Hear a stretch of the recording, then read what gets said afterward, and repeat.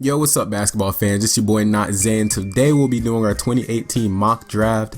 The main reason why I wanted to do this is because my channel it's kind of gone from NBA content to NCAA/draft content. I thought this was only the right thing to do. So basically, we're gonna go pick by pick for the lottery of this upcoming draft, but we're gonna do it by the standings as of February 3rd, 2018. So basically, we're going to be picking for a fit basis, basically, unless it's a team that needs to pick the best player available or something like that. And yeah, let's get into the video.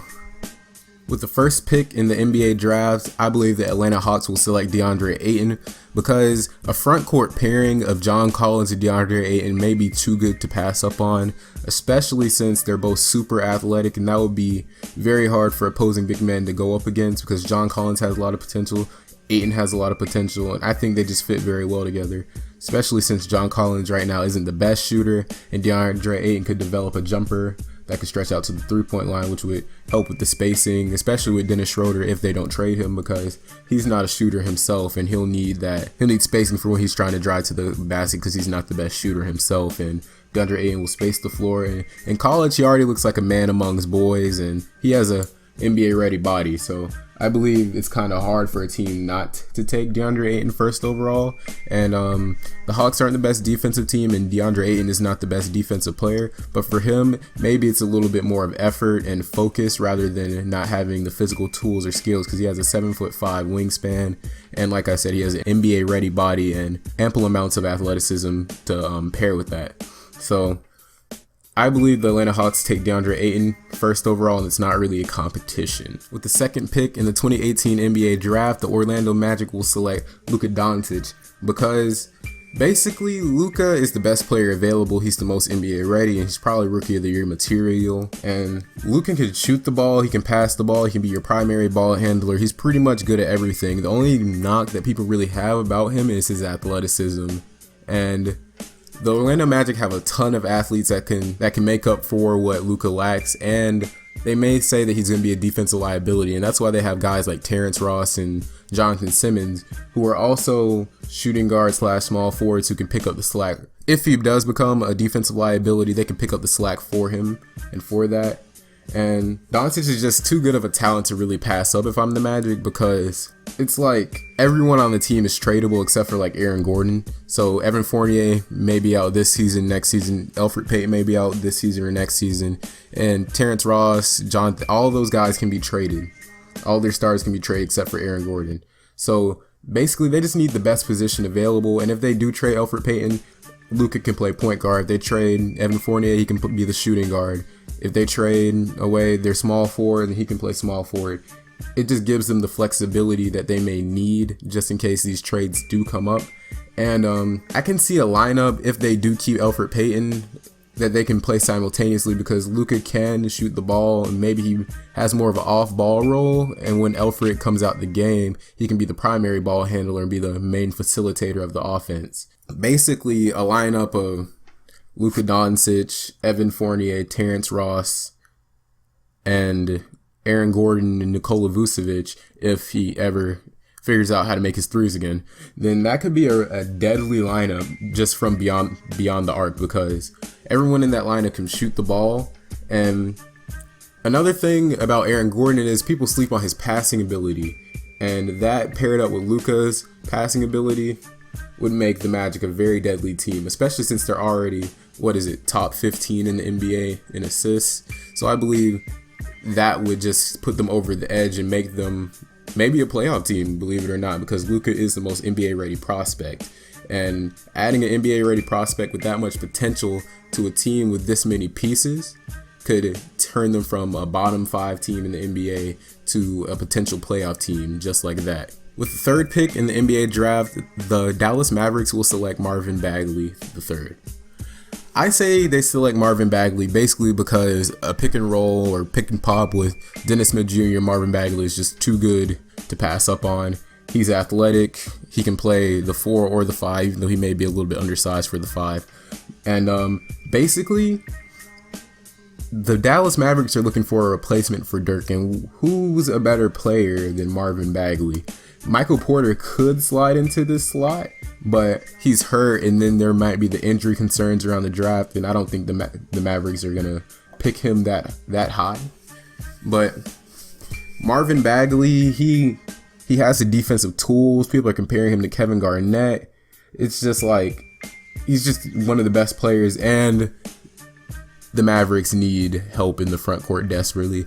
They need to free Nerlens Noel for one. That's another video for another day. But Marvin Bagley is just a bit too good to pass up on due to his potential to become a unicorn. Basically, he can stretch the floor. He's super athletic. It has one of the quickest second jumps in this draft. He would have one of the quickest second jumps in the NBA, legitimately. He has that athleticism, that intensity. He brings rebounding. He does a lot of things, a lot of the small things that the Mavericks will need if they want to become a contender in the future. He could become a franchise player. With the 4th pick in the NBA draft, the Sacramento Kings will select Michael Porter Jr. out of Missouri. And although his freshman season may have been injury riddled and he has those back concerns, I think a talent like MPJ is just too good for the Sacramento Kings to like pass up on. I mean, they could take Mo Bamba here, but I don't really think that that's a position of concern right now. It's a position of concern because Willie Cauley-Stein, Skal Labissiere, they haven't shown the potential that they had when they got drafted yet, but they're fine.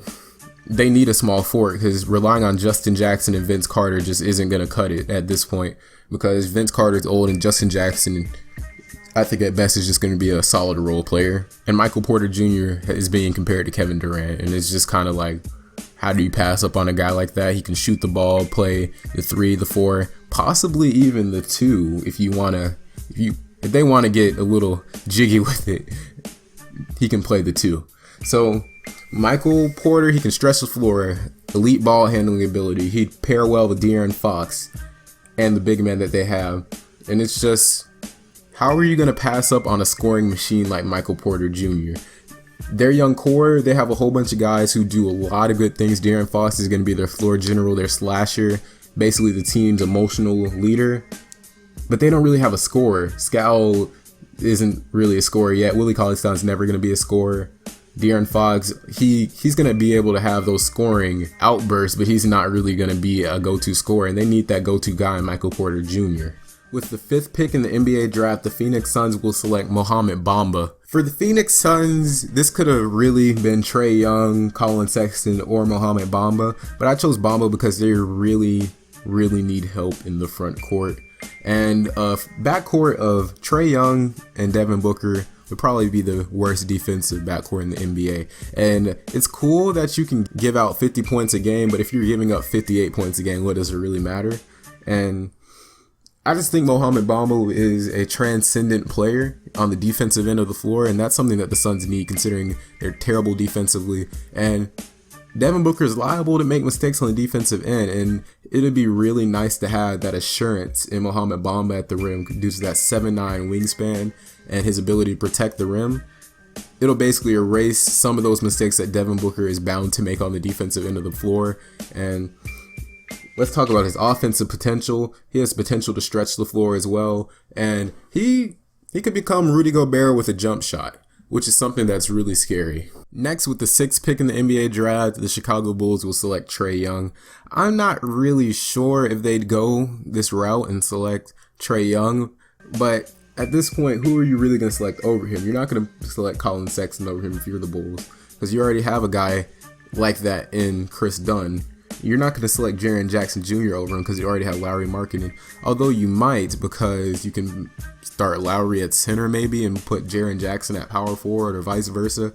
But I don't really think that's something that you want to lean on for your future. So I just believe that they have to select Trae Young and either trade Chris Dunn while the iron's hot, or they can basically make him a 6-man or put him at a shooting guard. Because Trae Young is just a talent that you don't want to pass up on, because he's leading the NCAA in points and assists. He's doing it efficiently, and he's shooting the ball lights out. People are comparing this man to Stephen Curry, and the only reason why he's not the number 1 pick is due to his physical tools. And the Bulls, they basically need the best player available no matter the position, except for like maybe power forward, because Lauri Markkanen is going to be a star in the future.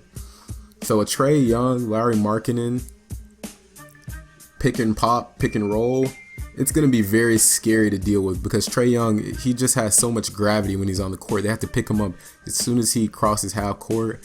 And if he's getting screens from Larry Markkinen for a pick and pop, it's like, what are you really going to do with that? Because Trae, he can pull up on you, or he can dish out to Larry Markkinen because he does have that vision, or another open shooter, and it's just going to be very hard for opposing teams to guard because Trae Young just has that skill set to where he can shoot the ball, he can handle the ball, he can pass with the best of them in the NBA. But my only concern with Trae is against length, he's performed pretty poorly, like against Alabama. Colin Sexton really got into him, and that whole team is pretty long, and he had trouble against them. Against Texas just today, he had a pretty rough shooting night, although he did pass the ball fairly well. And against West Virginia, they have some lengthy guys, and they have Javon Carter, who was a physical guy, and Trae Young had another bad game against them. So it just seems like he might struggle originally at the next level when it comes to those physical guys and the length that he will face in the NBA, so that may be his only concern. But Trae Young is a transcendent talent, and I just don't see the Bulls passing up on a guy like that. With the 7th pick in the NBA draft, the Memphis Grizzlies will select Colin Sexton out of Alabama. I say that they select Colin Sexton because I believe that they're going to move on from Mike Conley. Because Marc Gasol's getting older, Mike Conley's getting older. Mike Conley is kind of catching the injury bug as of late, and Colin could be their future point guard superstar. Because if you look at his stats, he compares to all the point guards taken last year, all of which were considered transcendent talents. He compares to John Wall, Derrick Rose, and all of those kind of guys when they were in college. But for some reason, he's not getting quite the draft hype that he should be getting because of how deep the top 10 of this draft is. But Colin is a transcendent talent. He's aggressive, he's athletic, he gets to the rim at ease. He has a solid looking jumper, although he may lean a little bit with it, and he's shooting above 40% last time I checked on his threes. So he just has the whole package. The only thing he doesn't do at an elite level is pass the ball, but that may also be with the personnel that he has at Alabama. But I say that they move on from Mike Conley and just pick up Colin Sexton, who could be his replacement, or they could run him at shooting guard if they do decide to keep Mike Conley. And that's pretty much going to be it for the top 7 of the NBA draft. Either later today or tomorrow, I'll put out the bottom 7 of the NBA draft, and you guys can comment in the comment section below.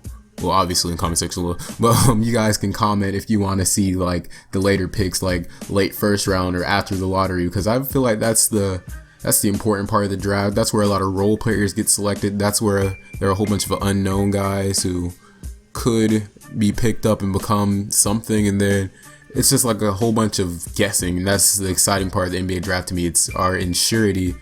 We're unsure about what's going to happen, and I believe after the lottery, that's pretty much where all that goes down. So that's the part I'm excited for. So comment if you want to see that, like and subscribe and all the jazz, and bye.